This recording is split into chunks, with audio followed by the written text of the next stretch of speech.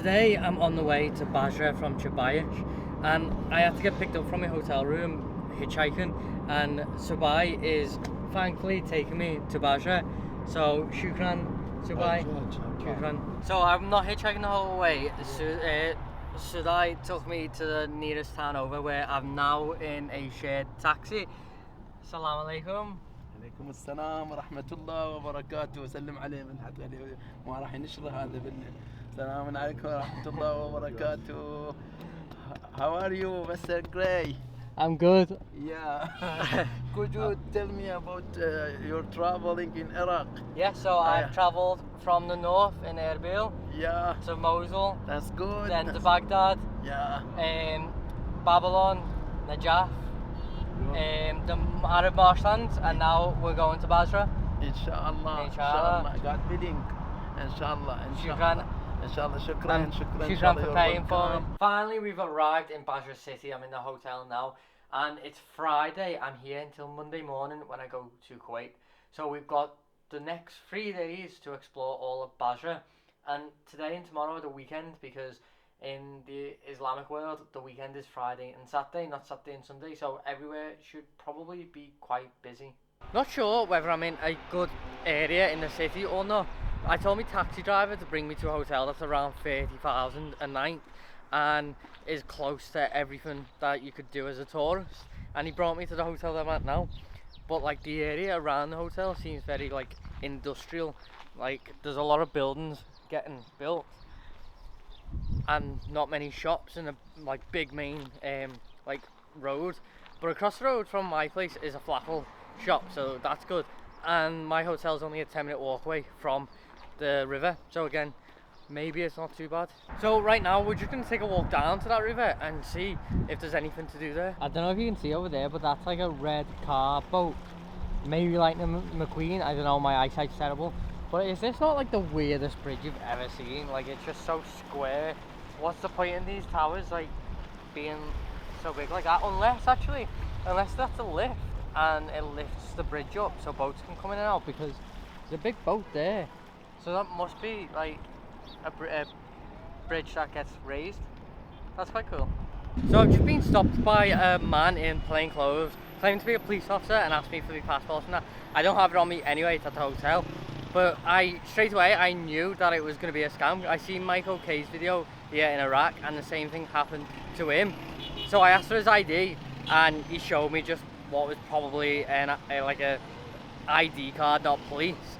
So then I shouted, there was some lads walking past, I just shouted them, and they were like, no, he's not police. So we just walked on.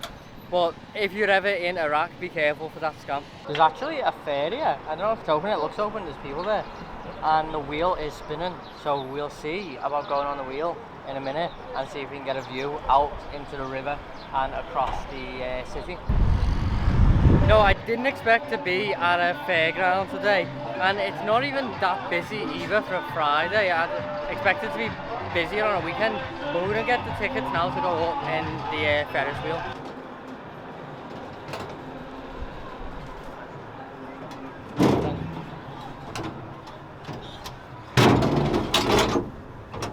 We're nearly at the top of the Ferris wheel now, and the sun is like right in my eyes. The city looks quite cool, to be honest. You've got like the harbour here. Yes. You want to be in? Yes. This is Haida. We're sharing this this Ferris wheel, and now he wants to hold the camera and be the cameraman. Shukran, Haida.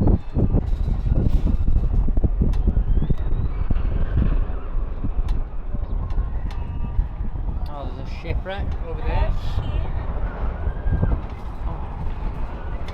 See that right there, that overturned ship? That is Saddam Hussein's old yacht that was damaged here by a bomb, I think, and then it just like capsized, it sank and capsized, so now it's just stuck there. You video whatever you want. Do you want to video? You video whatever, just don't drop it.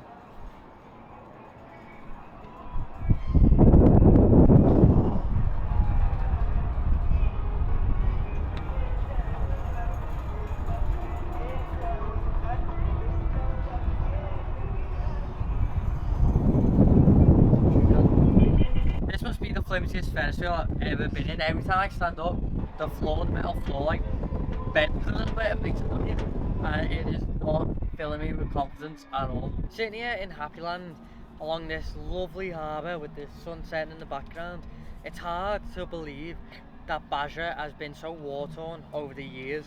Basra was the first city invaded and occupied by the British and American invasion of Iraq. But after that, more recently, ISIS was also fighting here between 2013 and 2017, and as recently as 2021 there was a terrorist attack within this city. Despite all this war and damage though, the people of Basra have not lost their kindness. The man who owns one of the restaurants along the harbour just walked down to speak to me, and then he walked away and he came back a few minutes later with a coffee, sat down, and we talked for 10-20 minutes about the history of Basra, hence how I'm able to tell you a little bit about it. Well, the sun's getting lower and lower and it's getting a little bit chilly, so I'm going to start walking around and see what else I can find. I walk through the streets and everyone wants to get a video. Salam! سلام اهلا وعلي نحبكم مقبول. Bye! You know what, I'm walking through these streets and I was hoping to find a restaurant or somewhere to eat, but it's literally just all clothes shops. I've been down like a couple of streets along this area and they're all just clothes shops. Like it must just be an area for clothes. Also, before it wasn't a red car boat, it was literally just a red speedboat. I did tell you, my eyesight's awful. I've come back to the hotel quite early, to be honest with you. It's only 6:30, but I've got a good couple of days here, so I don't want to do everything too soon. And also, I needed to wash my coat because it's really dusty from today, and it smells a little bit like the buffalo. So hopefully that'll dry in time for tomorrow morning, because it's got like 14 hours. And also now I can watch the Jurgen Klopp documentary series on Prime, which I'm very excited for. It came out today. I've just woke up. I need to get ready and get back out there and explore some of Basra. I've got a few chores I need to do today, but it is also the first day of Ramadan, so I've decided whilst I'm here in the Middle East, I'm going to give it a try and try fasting from sunrise to sunset to see what it's like.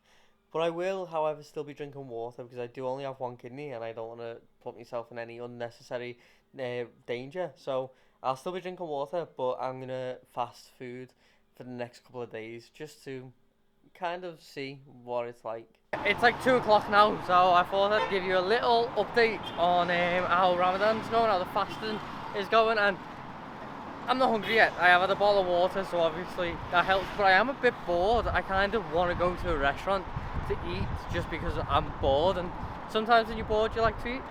So I don't think it's going to be difficult to fast until sunset, but I think the boredom of it is the thing that is annoying me the most. Now we're on our way to the old town of Basra, and it is about a 40-minute walk from my hotel, but it's a lovely day. Salam! But it is Salam!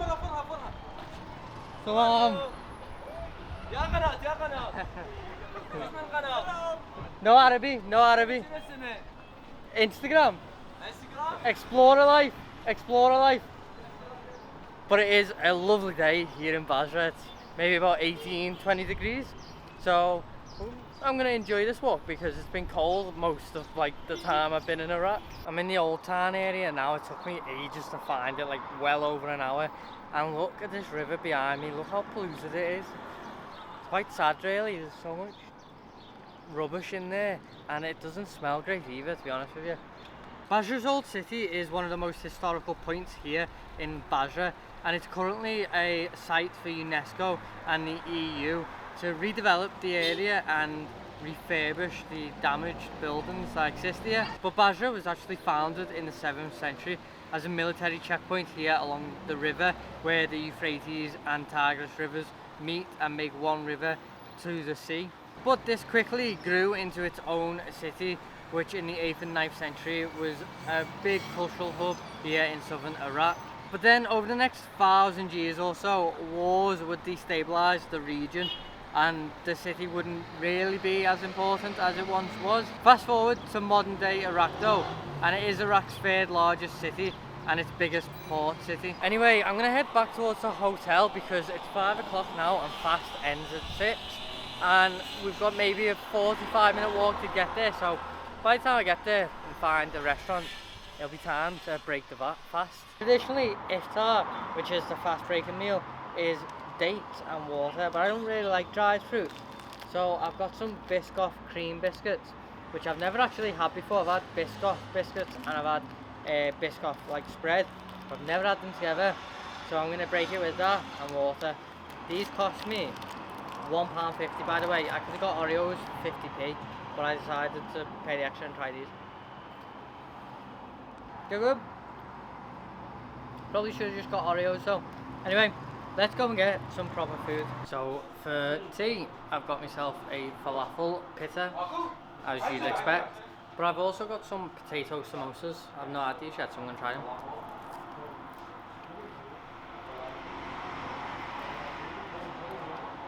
Yeah, potato and spinach or something maybe. They're alright. I've got 4 for 1,000. Breaks up the falafel a little bit. Tomorrow's our final day in Basra and we're going to be going to see one of Saddam's palaces and hopefully getting into a football game. I'll see you in the morning. Today is my final day in Iraq. Tomorrow I'll be going to Kuwait. And what a final day it is. The sun's shining, not a cloud in the sky. It's about 20, 21 degrees. So today we're going to be going to Saddam's old palace, which is now a museum, and to a football game. But first I have to find some Kuwaiti dinars because I need them to get across the border and pay for my visa. So I finally found some Kuwaiti dinar, but it took me ages. I walked to like the other side of the town, checked loads of shops and finally got some. But the consequence of that is that I am now quite far away from the museum, which is Saddam's old palace, and I didn't realise it closes like half day today, so I've missed it. But we'll still go and we'll look at what it looks like on the outside. So I couldn't go to Saddam's palace because it's closed. They won't actually let me in to the grounds to look around, which is a shame because during the entire time I've been in Iraq, I have not managed to see any palace. And I'm still going to share with you a bit of information about the palaces because I haven't had that chance. But Saddam had multiple palaces built in every single city in Iraq, or every important city anyway, because he wanted to be able to go to a city and stay in the city without people knowing where he was staying. So by having multiple palaces, people never knew exactly what one he was at. So in total, Saddam has around 100 palaces in Iraq, and it cost the taxpayer billions and billions of dollars to build all these luxurious palaces, and he spared no expense using expensive materials such as marble to decorate his palaces. And a lot of the times these were used for people that were trustworthy. Salam. La shukran. Because he had so many palaces, a lot of the time he used them to give to people who were loyal to him or to his wives or family. Behind me is another of Saddam's old yachts. He had 2 here in the city, and this one is now a hotel for fishermen, I believe. Okay, so I am not blind. There are car boats. I knew I seen a car boat. I've been walking around for about 3.5 hours now in the sun. So I'm going to go have a nap and then I'll see you for the football game. Right now I'm at the stadium of Naft Al-Basra and kickoff is in about 10 minutes. Here's the stadium here. I was hoping that it'd be in the international stadium right there, but it isn't. Tickets for this were actually free, completely free, and I'm not surprised it is a bit dead, so probably wouldn't be able to sell any anyway. But I'm excited to see my first Iraqi game.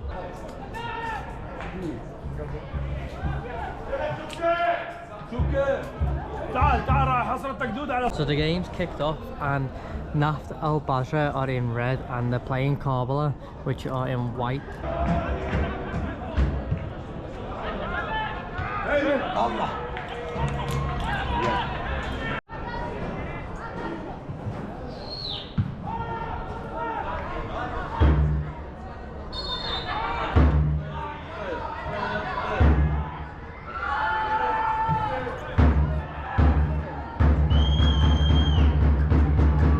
It's half time, it's currently 0-0. There's not really been any major chances.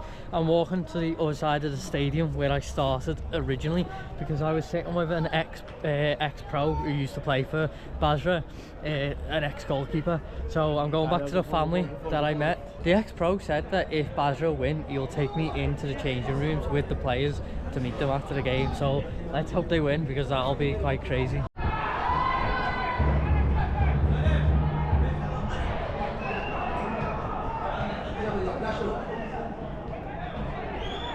Fun fact about Naft Al Basra is that Naft actually means oil, so they're called Oil Basra, and they are also funded by the government. So I think every team is funded by the government in Iraq, or subsidised. That's why tickets are free here, because they get money from the oil minister. So they get like a couple of $1 million a year from the government, and that's how the tickets are free. Basra just missed the best chance of the game. The striker went through one-on-one with the keeper and just hit it straight at the keeper, which is so annoying, because I'm desperate to go into the changing rooms if they win.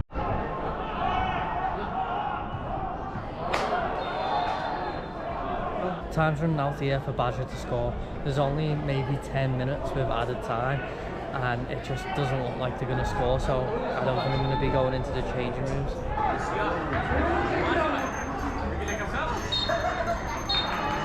There it is, final whistle, game done, 0-0. Doesn't look like I'll be going into the dressing room. Basra could have played there for another 2 hours and they still wouldn't have scored. They dominated possession a little bit and they had most of the chances, but they just didn't have anyone who could finish them. I'm on the bus, on the way back to Brazil.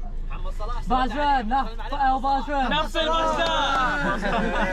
You know what, I'm so annoyed, because at the end of the game, obviously it was 0-0, so I didn't know whether I could go in with the players. And I was with one of the youth players, the under-19s, who showed me, like introduced me to the ex-pro, and I asked him, oh, can we still go in even though we drew? And he said, oh no, we go get the bus.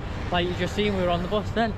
Anyway, the bus pulls over and the ex-pro like was following the bus, and then he got me in his car to drop me off in the city because the bus wasn't going that way. And he went to me, oh, I was looking for you, I wanted to take you in to meet the players. And I was like, oh, I asked the lad, the youth player, and he said no, like we have to go. So I could have went in still, and I missed out on getting to meet the Basra players. So annoying, because that would have been great. It would have been good for me, and it would have been great content for you. But it is what it is, can't change it now.